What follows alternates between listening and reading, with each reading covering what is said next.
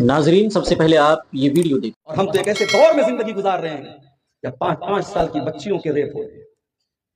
آپ یقین کریں گے بنارس کی دھرتی پر جہاں میں رہتا ہوں پچھلے مہینے ایک واقعہ ہوا،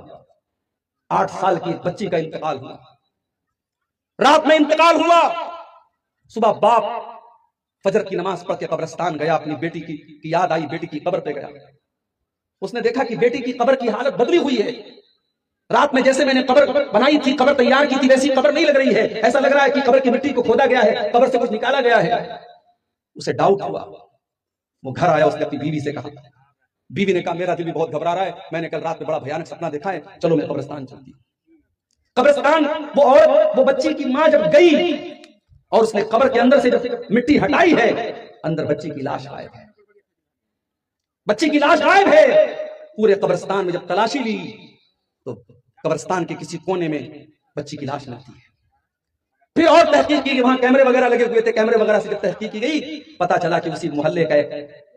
انسان نشے کی حالت میں، شراب کے نشے میں دھت ہو کر کے قبرستان آتا ہے اور اس 8 سال کی بچی کو قبر سے نکالتا ہے اور اسے اپنے ساتھ لٹا کر کے رات بھر سوتا ہے اور پھر اس کو قبرستان کے کونے میں چھوڑ کے چلا جاتا ہے۔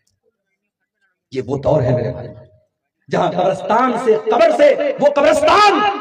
جہاں موت کو یاد کیا جاتا ہے، جہاں آخرت کو یاد کیا جاتا ہے، جہاں میرے نبی جاتے تھے تو رونے لگتے تھے، صحابہ جاتے تھے تو رونے لگتے تھے، اسی قبرستان پر بیٹھ کر کے آج مسلمان شراب پیتا ہے، اسی قبرستان پر بیٹھ کر کے جو ہے یہ مسلمان جوا کھیلتا ہے، گالی گلوچ کرتا ہے اور اس کے بعد کہتا ہے کہ ہمارے اوپر اللہ کی مدد نہیں آ رہی ہے، ہم فلسطین میں مارے جا رہے ہیں، ہم دنیا بھر میں کاٹے جا رہے ہیں۔ ارے مسلمان، تو اپنے اعمال کا جائزہ لے کہ تو کہاں پہنچ چکا ہے، تیری بدکرداری اور تیری بدعملی کس حد تک پہنچ چکی ہے، پہلے تو اس پر غور کر۔ اب تو بیٹیوں کے باپ اور بیٹیوں کی مائیں 6-6 سال کی، 7-7 سال کی بچیوں کو جب گھر سے باہر بیچتے ہیں تو کلیجے پر پتھر رکھ کے بیچتے ہیں، بڑی تحقیق کے ساتھ بیچتے ہیں۔ بچی سے کہتے بیٹی جلدی سے چلی آنا، اگر کسی کام سے، کسی سامان سے لینے کے لیے بیچتے ہیں تو 6-7 سال کی بچی کو بھی باہر بیچتے ہوئے ماں باپ کو ڈر لگتا ہے۔ میرے بھائیوں، ہم اس دور میں زندگی گزار رہے ہیں۔ استغفر اللہ، یقین نہیں آتا کہ یہ وہی مسلمان ہیں جن کے اسلام کے اندر شراب کی اور زنا کی اتنی سخت وعیدیں آئی ہوئی۔ یقین نہیں آتا کہ یہ اسی نبی کی امت ہے جس امت کے اندر بیٹیوں کو اس قدر مقام اور مرتبہ دیا گیا۔ آج یہ امت کہاں جا رہی ہے میرے بھائی؟ یہ امت کس دلدل کے اندر پھنس رہی ہے؟ کیا کر رہی ہے؟